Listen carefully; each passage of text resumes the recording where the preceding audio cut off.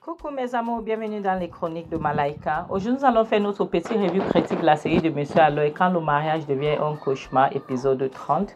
Ça commence avec Hans qui dit à Clara que ta fille est tellement têtue, cette fille. Clara rit, Clara dit oui. Effectivement, elle est têtue exactement comme sa mère, oui. Elle est la fille de sa mère, donc elle est vraiment têtue. Et il dit, attends, elle n'est pas ta fille, qu'est-ce que tu racontes? Qu'est-ce que tu veux par là? Dit qu'elle est la fille de sa mère. Elle dit, ouf, oui, elle dit oui. Elle dit, Benita n'est pas ma fille. Oui, elle n'est pas ma fille biologique. Donc, la prochaine scène nous montre Jonathan qui rentre à la maison fâché. Jonathan est tellement fâché. Il dit, c'est quelle connerie ça, hein? C'est quelle foutaise ça. Voilà Teresa qui sort de la cuisine et demande, Jonathan, qu'est-ce qui se passe? Pourquoi tu rentres si fâché, si frustré? Qu'est-ce qui ne va pas? Jonathan dit, tu peux imaginer les connards là, les cochonneries là, hein? Tu peux imaginer ça. Ce n'est pas les gens qui étaient censés m'embaucher. Le travail que j'ai postulé comme manager, comme le directeur général de l'entreprise, je parle là-bas, les gens me disent qu'ils ont changé. Ils ont changé. Et Thérèse a demandé changer comment, je ne comprends pas. Qu'est-ce qu'ils ont changé? Qu'est-ce qui se passe? Ils disent, imagine, j'ai postulé en tant que manager. Et elle dit oui. Et je parle là-bas, ils disent que non, je ne pourrais pas être manager. Je serais plutôt assistante personnelle de la directrice générale. Tu vois, il dit, et puis je n'avais pas de problème, mais maintenant on dit que c'est une directrice, une femme, moi. Je veux être le porteur de sac d'une femme. Moi, le Big Joe, Jonathan, le grand Jonathan, je peux porter le sac d'une femme. Une femme que je ne suis même pas sûre. Et puis sa fille dit, et ça fait quoi papa? Elle dit quoi? Une femme dont je ne suis pas sûre si elle lave ses sous-vêtements même proprement. Une laide chose, une courte machin, un truc comme ça que moi je dois porter son sac. Thérèse a dit, ok, oui, il n'y a pas de problème, on comprend. Et tu as fait comment après? Elle dit, mais fais quoi? J'ai démissionné, j'ai quitté les bêtises. Que la femme là veut partir, elle me dit que je dois porter son sac pour quitter le bureau. Et non seulement ça, c'est moi qui je vais être chargée pour souvent souvenir à ses besoins. Par exemple, pour acheter sa nourriture, pour être sûr qu'elle va bien. Peut-être de temps en temps être son chauffeur. Qui fait les choses comme ça? Moi, le grand Jonathan. On me voit, le grand Joe, on me voit dans tout Lagos. Je suis là en train de porter. Sa fille dit, attends papa, tu as quitté, tu as démissionné un job de 800 000. Il dit oui. Donc pour 800 000, il veut me transformer en quoi? Moi, je deviens le porteur d'une femme qui a quoi? La fille dit, mais la famille va te tuer papa. Oui, c'est clair que la famille va te tuer. Parce que je n'arrive pas à croire que papa, c'est à cause des gens comme toi qu'on ne veut pas aider d'autres personnes. Après, elle dit, regarde, voilà ton beau-frère. Ton même beau-frère que tu disais que ma mère va venir lui demander les excuses. Tu as vu, Tantine, tu as vu. C'est ton beau-frère là-bas. Le grand Jonathan, voilà ton beau-frère. Que tu dis que ma mère viendra demander les excuses. En un moins que temps parce qu'elle a eu un boulot. Maintenant, tu vois, regarde-toi, papa, vraiment, tu me fais pitié. Tu n'as rien, tu es toujours là en train de crâner. Il dit, méfie-toi. Tu ne me parles pas comme ça. Est-ce que c'est clair? Tu vas te méfier. Tu ne vas pas me parler comme ça. Je suis ton père. Est-ce que c'est clair? Je suis ton père. Tu vas rester tranquille. Tu ne vas pas me parler comme ça. C'est à moi que tu t'adresses comme ça. Tu es normal. C'est à moi que tu t'adresses comme ça. Tu oses me parler. Elle dit, papa, je m'en fiche. Parfois, je me pose la question. Parfois, je me demande qui tu es. Si tu es réellement mon père ou quoi. Regarde-toi, tu n'as même pas honte. Pour qui? Et puis son père dit, ta mère, ton père dit que Dieu te punisse. Dieu va te punir. Regarde-moi ça. Et puis Thérèse arrête. Thérèse a dit, arrête s'il te plaît, ne fais pas ça. Arrête. Et dit, papa, je m'en fiche. Parfois, je me pose la question si tu es réellement mon père parce que je n'arrive pas à comprendre que mon père va se comporter de la sorte. Regarde-toi, tu n'as même pas honte. Comment est-ce que quelqu'un comme toi, tu vas rester là, la famille veut te tuer? Thérèse, elle dit que, hey, tantine, arrête. Arrête, tu n'as rien à me dire. Tu n'as rien à me dire. Thérèse a dit, ne parle pas à ton père comme ça, s'il te plaît. Arrête, ça, c'est ton père. Et puis, si tu me parles comme ça, Benita, tu me parles comme ça, tu vas voir. Tu vas voir ce que je vais te faire. Et dit, je m'en fiche, papa, je vais te parler comme je veux parce que tu ne mérites pas que je puisse te parler avec respect. Tu n'as pas honte. Tu n'as pas l'argent, tu es fauché, mais c'est toi qui crânes jusqu'à. Tu crânes jusqu'à. Tu n'as pas l'argent, la pauvreté. Et tu portes encore les épaules. Son père dit, je vois que tu as déjà les ailes dans cette maison. Attends, je vais te montrer, je vais te traiter, tu vas voir. Et puis, ça va. Elle dit, tu vois. Béni t'a dit, tu vois, c'est avec cet homme que tu disais que ma mère va venir, elle va venir ramper ici. Avec quoi ça là? Un homme qui peut même pas garder un boulot. Tu dis qu'on prie pour que mon père ne puisse pas avoir quelque chose de bien. Tu as vu que lui-même, c'est lui qui se condamne. Tu as vu qu'il se condamne lui-même. Elle dit n'importe quoi. Moi, je n'ai pas le temps à perdre. C'est avec toi, tante, je m'en vais. C'est comme ça qu'elle tourne le dos, elle s'en va. La prochaine scène dont montre Benita qui passe se plaindre chez sa mère. Elle était tellement fâchée. Elle sa mère, maman, tu peux imaginer que papa a perdu le boulot. Sa mère dit, quel boulot? De quoi est-ce que tu parles? Quel boulot? Est-ce que ton père avait un boulot? Elle dit, mais maman, n'est-ce pas, je t'ai dit l'autre jour que papa avait postulé pour un emploi et qu'il devait commencer, il était tellement content. Tu as oublié que nous avons parlé de ça. Je t'ai dit ça l'autre jour lorsque j'étais ici, tu as oublié. Elle dit, non, ma puce, je n'ai pas oublié. Je sais qu'il a postulé et qu'il doit commencer. Elle dit, sa mère dit, le même boulot là. Elle dit, oui, maman, le même boulot là. Tu vois, il est parti pour commencer. Sa mère dit, ce n'est pas possible. Ce n'est pas possible. Benita, qu'est-ce que tu racontes? La personne qui a, si c'est quelqu'un qui est en train de faire ça à ton père, je te jure que la personne qui a fait ça, ça ne sera pas bien pour cette personne. Ça ne sera pas bien, ça ne va pas être bien pour cette personne. Que quoi? Ton père a fait quoi? Elle dit, oui, maman. Il dit qu'il ne peut pas travailler pour une femme. Il ne peut pas être porteur de sac d'une femme. Tu vois qu'une femme, il a insulté la femme, la dame. Et pourtant, il oublie que d'autres fois, il était en train de porter les sacs de ciment. Excusez-moi, je suis assise dehors. Il fait très chaud, il n'y a pas d'électricité. Il portait le sac de ciment.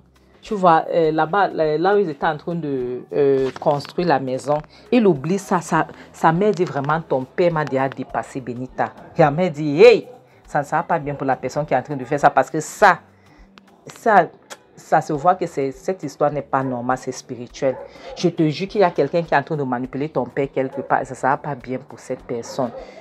Dieu ne va pas laisser cette personne s'échapper comme ça. Ça ne peut pas aller. Elle dit, maman, tu sais, j'ai envie de frapper ma tête contre le mur maintenant.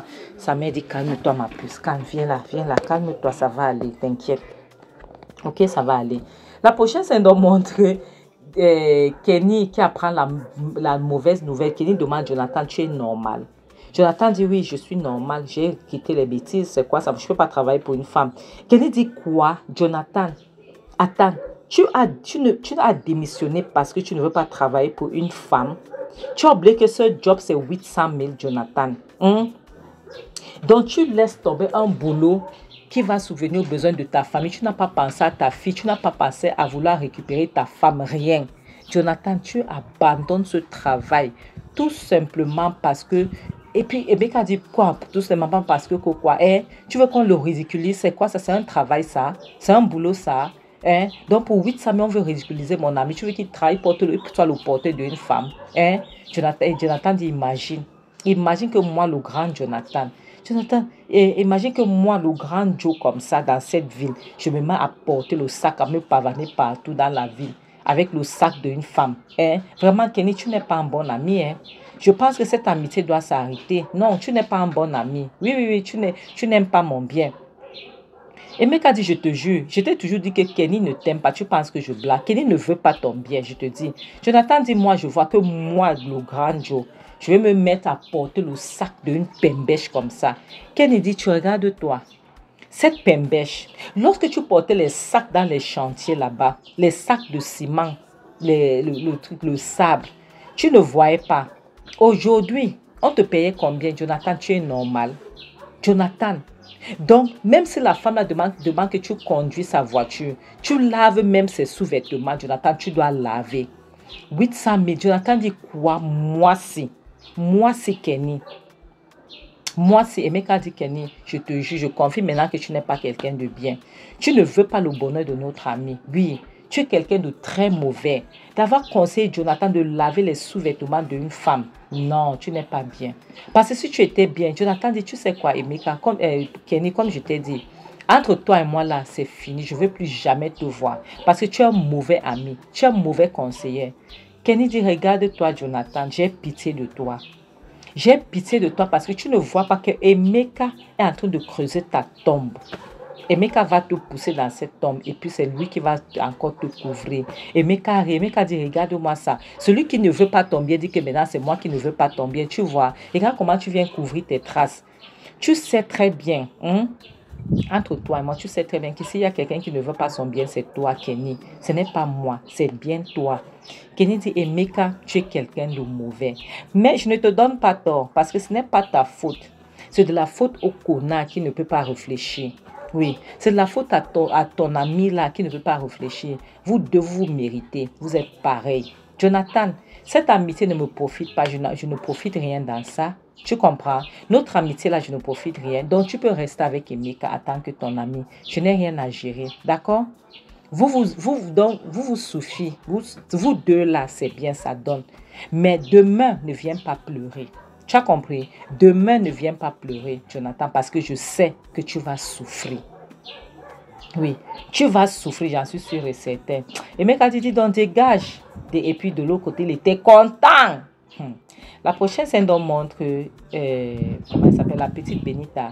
Elle a su comme son père arrivait, elle est venue se placer et regarder son père. Son père demande, Benita, qu'est-ce qu'il y a? Ma puce, qu'est-ce qui ne va pas? Pourquoi est-ce que tu me regardes comme ça?